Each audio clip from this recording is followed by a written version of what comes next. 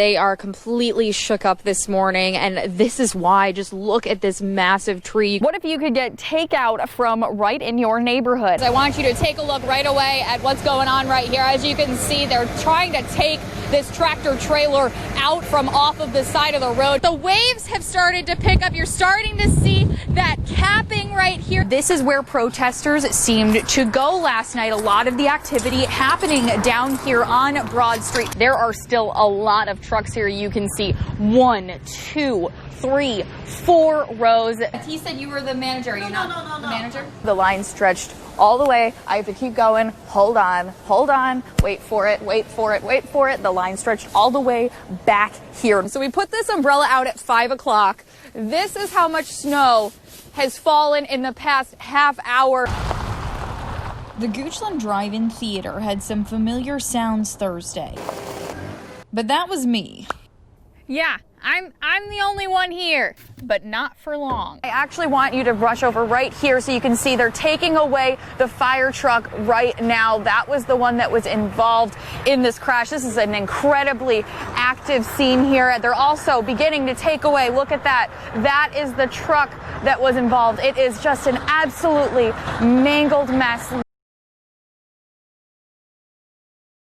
But the entire community aches over this. The sign reads Brian's Steakhouse, more than just a steakhouse. But what does more really mean? Met her husband here. An iconic place. It's the meeting place. It's a real landmark.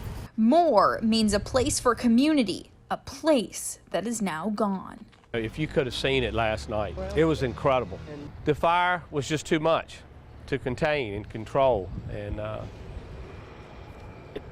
it got the best of them. Ronnie Wells is the owner. Obviously, all this was a reach-in. He says Brian's has been a staple of the community since 1974. I don't really know what to think except devastation. The times have been tough enough, and to have this to really put an end to what Brian's has meant to so many people in this area is not what I had in mind. Not what they had in mind either, as countless neighbors stopped to say sorry and thank you. We put a lot of blood, sweat, and tears into it, and you know, we built up a heck of a business, and again, it was support of the communities that have helped that happen as well. My employees, oh God.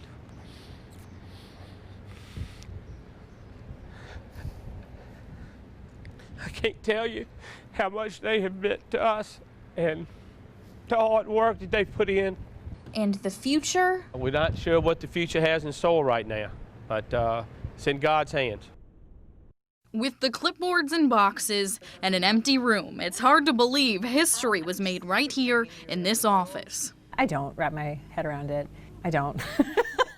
From the first moment, I really just wanted to try and work towards being the type of representative that I, as a voter, wanted. You're the first woman to be elected to this seat.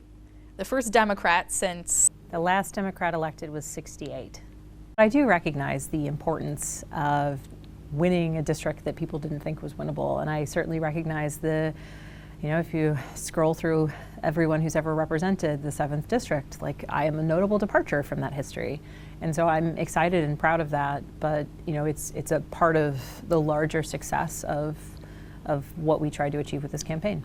But representing a district that tends to be more conservative will definitely have its challenges. There are a lot of people in this district who didn't vote for me, and I have a responsibility to work in their best interests. I have a responsibility to hear them and be accountable to them, and that's something that I take very seriously.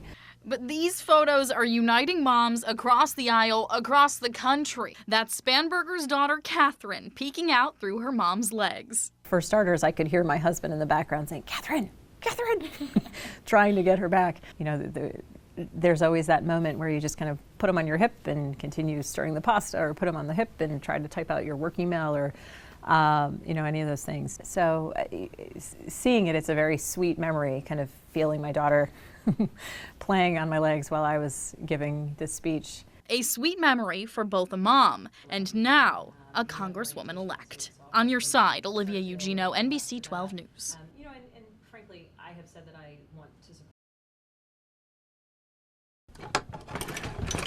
Inside the Back Shack train shop. This particular transform was made back in the 50s.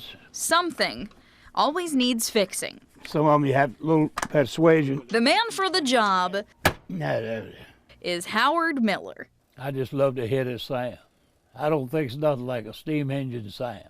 And they had a big train layered in the window up at Jones and Goodings. And of course, I didn't have a train, but I told my mother, I said, I don't have one now, but I'm going to have one day. He would get his first for Christmas, When I was 12 years old. and his next would follow shortly after. Kids in the neighborhood didn't want them anymore, and I started buying them. His collection now The oldest train in the building. has over 300 sets, It was made by the Ives Toy Company in 1900. and his train layout Train station right here. is full of handmade homes, About 45 I've already built, a gas station, even the Eiffel Tower. but it took 4 months to make it. Howard would open up a repair shop back in '92. He says men aged only by time turn into kids again, dusting off their old sets to show their kids and grandkids. I had 4 boys, and I wouldn't give anything for the times I spent with my children. At Christmas time, they said, Daddy, when you go put the train around the tree? He used to only work during the holidays, but over the past 10 years, business has picked up. There's not too many of us left that do this. I've been told it's less than 100. And a lot of them have just passed away and got note of it, or either just got too old to do it. So Howard will continue his fixing I'm 80 years old, and I'm going to do it as long as I can. in order to keep trains running on the tracks of history. On your side in Midlothian, Olivia Ugino, NBC 12 News.